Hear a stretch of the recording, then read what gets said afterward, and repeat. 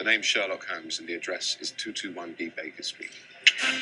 Sherlock Holmes, the wildly popular genius detective we all know and love. Sherlock Holmes was a hit when it first came out in 1887 and is still wildly popular today. But who is the man behind this creation? Sir Arthur Conan Doyle, a writer and a physician. Doyle had never intended to become an author. In fact, he spent much of his writing career trying to deter from his series of Holmes works. To answer the question of exactly who this man was, we have to go back to the beginning. Arthur Ignatius Conan Doyle was born on May 22, 1859, in Edinburgh, Scotland, to Charles and Mary Doyle, an Irish Catholic family prominent in the world of art. Doyle fondly remembered his mother's storytelling from his childhood. Mary Doyle was a master storyteller, and Doyle even wrote of her ability to sink her voice to a horror-stricken whisper as she reached the climax of a story. This memory from his childhood was perhaps what ignited the young boy's imagination, a sense of story that would follow him throughout his adulthood. However, apart from the love of his mother, Arthur struggled with his father throughout his youth. The man was a chronic alcoholic who, apart from fathering a brilliant son, never accomplished anything other than using the family's funds and dampening the family reputation through his erratic behavior. When Arthur turned 9, he made a teary journey to a Jesuit boarding school his wealthy family members had forced him to go to. Doyle was averse to the school and the intolerant attitude that surrounded his studies, often rebelling and receiving corporal punishment. He not only loathed the teachers and their subjects, but he also found himself at odds with the peers who bullied and tormented him. However, by the time he had turned 17 and was ready to graduate, Doyle was glad he had to suffer through a tough education along with a bum father. Just before graduating, he wrote, "Perhaps it was good for me that times were hard, for I was wild, full-blooded, and a trifle reckless. But the situation called for energy and application, so that one was bound to try and meet it. My mother had been so splendid that I could not fail her." Doyle's first act upon arriving home was co-signing committal papers for his father, whom by the time had become seriously depressed and consumed in alcoholism.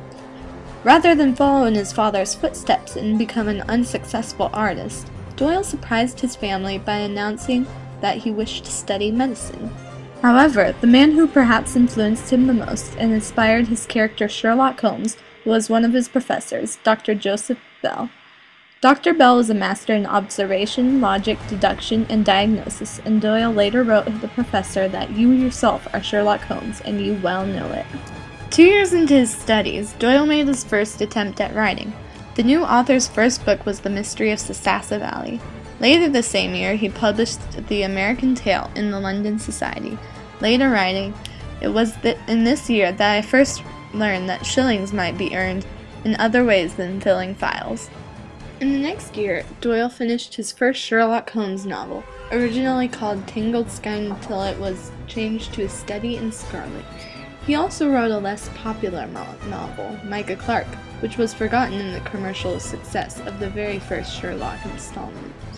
The success kicked off Doyle's career, in which he wrote all of these books shown, including 56 short stories and 4 novels about the popular Sherlock Holmes and John Watson, as well as 5 Professor Challenger novels, 18 Brigadier Gerard short stories, and other miscellany, including 19 novels, 115 short stories, 13 plays, 81 poems, and 12 pamphlets.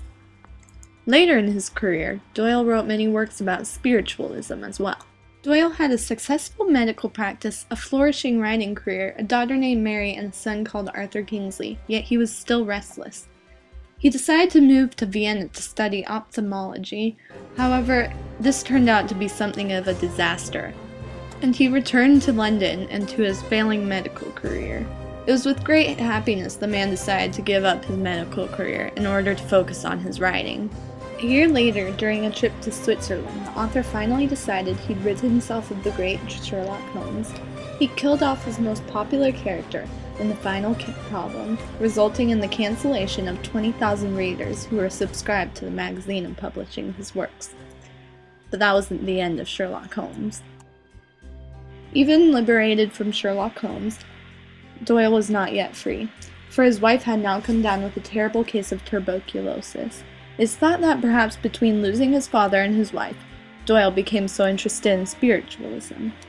After the death of his wife, he threw himself into his work, touring around the United States and beginning his Brigadier Gerard series. He also fell in love with Jean Leckie, whom he had maintained a platonic relationship with through the end of his former wife's life. With Jean he bore Dennis Percy, Stuart Adrian Malcolm, and Jean Lena Annette. As he would many times in his life, Doyle returned to the ever-popular Sherlock Holmes not because of his love of the character, but due to financial difficulty. Sherlock Holmes was adapted into a hugely successful play, which allowed Doyle the funds to support his family while he volunteered as a medical doctor in the Boer War in 1900. Due to general outcry from the public, protests from his mother, and even a knighting from King Edward VII, Sir Arthur Conan Doyle resumed his writing of Sherlock Holmes, first in The Hounds of Baskerville, only meant to be a prequel to the Sherlock series, and then in The Return of Sherlock Holmes and many other works.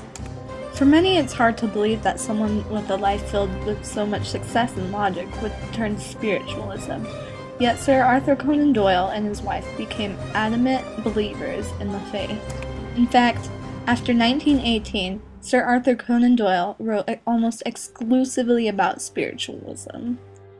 By 1926, Sir Arthur Conan Doyle had spent over £250,000 on his pursuit of spiritualism. Due to his lack of money, he wrote even more Professor Challenger and Sherlock Holmes novels. Despite being diagnosed with angina pectoris and constant warnings from his doctor, Doyle set off for his last psychic tour to Holland, Denmark, Sweden, and Norway. He was in so much pain by the time he returned that he had to be carried ashore. Though he had strict orders to remain in bed, Sir Arthur Conan Doyle was still stubborn, and he ventured off into the garden unseen.